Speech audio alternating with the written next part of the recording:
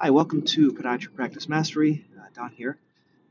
I took a little break. If you listened to one of the podcast episodes a while ago, I kind of took a little break from doing the podcast, and I went over to do YouTube videos, and then I kind of came back and did a couple of podcasts because recently went to one of the AAPPM meetings and gave a couple of lectures, and I thought, well, I might as well reutilize those lectures. But I wanted to give you a little update of what's been going on.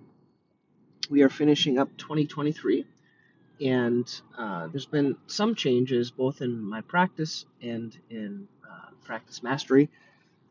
What's happening is the following. In practice, we now currently have 4 doctors. There's a fifth one soon to start when residency finishes up in July. And so most of the focus now is working on kind of getting more patients to keep them busier when they start, because that can always be a challenge. With podiatry practice mastery, I want to be clear. I was kind of getting a little burnt out because the way I tend to set things up that are recurring and kind of tired me out quite a bit. What I was doing is I was doing like this monthly master class and trying to put out a piece of content once a week, and it kind of burnt me out because you're trying to run a busy practice and you're trying to do this in the interim, so it didn't really work. Well, it didn't give joy. And there's something that I learned a while back in Strategic Coach. It's when you're in a mess. So the definition for mess is when you're over obligated and under committed. And so I was over obligated, meaning I had all these obligations, and they're great ideas to do it, but I didn't have enough who's in my life for people to help me with them. I was using Curing Busy, and they did a good job. Curing Busy was doing all the editing, so I would just record one podcast, one like video, and then they would edit it. They would do the thumbnail. They would upload it to the blog. They would upload it to YouTube. But what it ended up for me, for this right now, the juice wasn't worth the squeeze. And what I mean by that, for practice mastery, it's producing a little bit. It's probably about $1,000 a month, which you might think is good. But if you think about when you're like hiring virtual assistants to do things, and then not only that, your own time, and then compare that to the 80 to 90,000 a month that producing as a provider, um, it's not the juice isn't worth the squeeze. So I've simplified it. I switched the offerings within Podiatry Practice Mastery to one offer.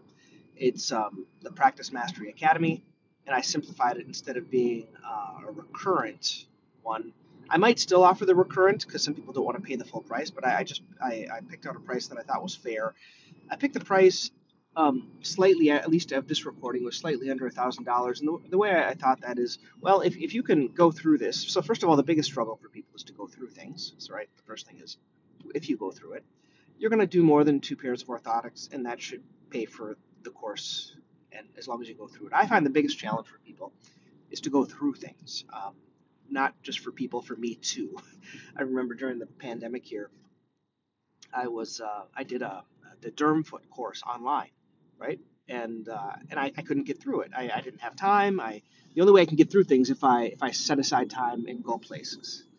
And that's what I found now to get my CME. It was just really hard to do. I like the idea. I loved derm foot when I used to go live, but I love live events.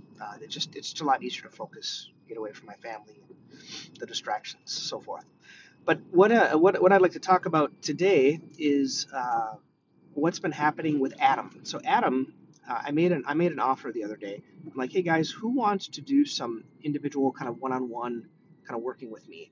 And I was thinking, well, what I dislike is all of the work that went into kind of producing content. It just kind of burnt me out. But I thought, well, what part of it do I like? What's the part that I like of practice mastery that I kind of want to keep?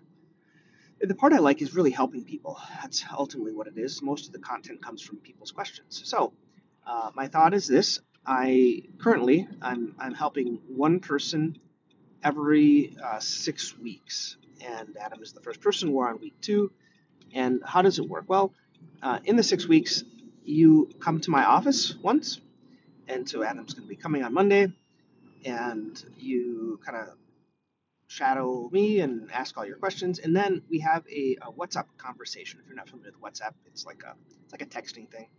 And I really like it because it all keeps it in one thread, so you can refer back to it. I like it more than Facebook because I don't use Facebook, and I didn't want to do Facebook because I think it kind of, you get down the rabbit hole and you look at other things. That's why I didn't like Facebook. And it was just something that could be done on your phone. So what the way it works with Adam, it's been kind of neat, is he asks me questions, and then I give him answers. And if I don't know the answers, I ask, usually because he's asking stuff that I don't know and my staff does. So I'm asking my staff how to do it. Like he was asking, how do you keep all your passwords for your staff and your insurance companies? Or we were talking about doing ultrasound and then doing shockwave, and how to implement the patient presentations and these treatment checklists and things like that. And what I find is neat when working with Adam, my first person here, is that it's kind of helped me be more creative. So because of him, I've developed a treatment checklist on Google Docs, so you guys don't have to print out your own handouts. Like I have those little, if you've seen what I've done, I have my treatment checklist, which is in my prescription pad in my pocket. This is just a 1-page, 8.5 by 11 sheet of paper, and I have it that you can just make your own and just put your own logo on there and use it. So it's a lot. I guess there's less setup for setting it up. And Adam even did something more. I have one for musculoskeletal conditions, and he added one for like skin conditions such as fungal nails and the whole process there. So I like it because he's getting more creative with it. So he's starting to use that in his practice when he's with patients. And what he's found is he said it makes it a little bit easier when talking with patients to be clear about what the plan is. The staff really like it because it kind of keeps them on focus. So that's kind of what we're doing right now with Adam, asking questions in WhatsApp, and then I have some kind of so I've learned this from Alex. I think it's Hamosi. He has a couple of books out there. One's called $1,000,000 Offers, and the other one's called $1,000,000 Leads. They're both really good books. I would recommend you reading them. And what he talks about is when you're kind of starting this, you offer like the first couple free, and then you do 80% discount, then 60% discount, so on and so forth.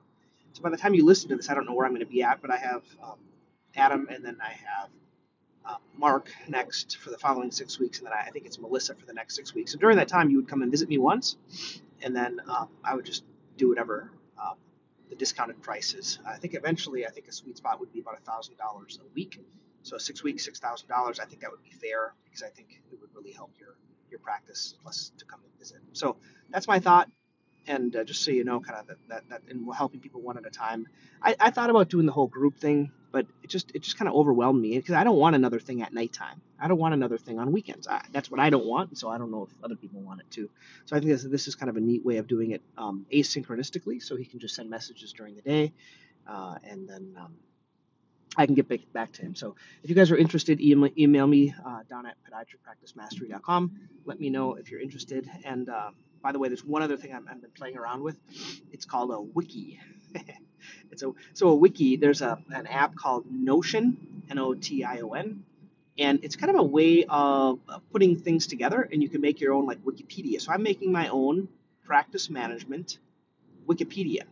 So if you are interested in looking at it, you can look at it. If you want access and you want to add stuff to it and you want to like be part of this Wikipedia and helping me make it better, reach out to me. But if you want the access to it, you go to podiatrypracticemastery.com/wiki, WIKI.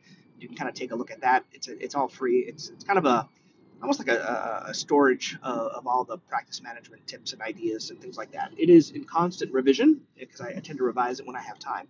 So you're going to find probably a lot of additions when I go to the next Shockwave course here coming up soon. Okay, hope this is beneficial. Have a great one. Bye.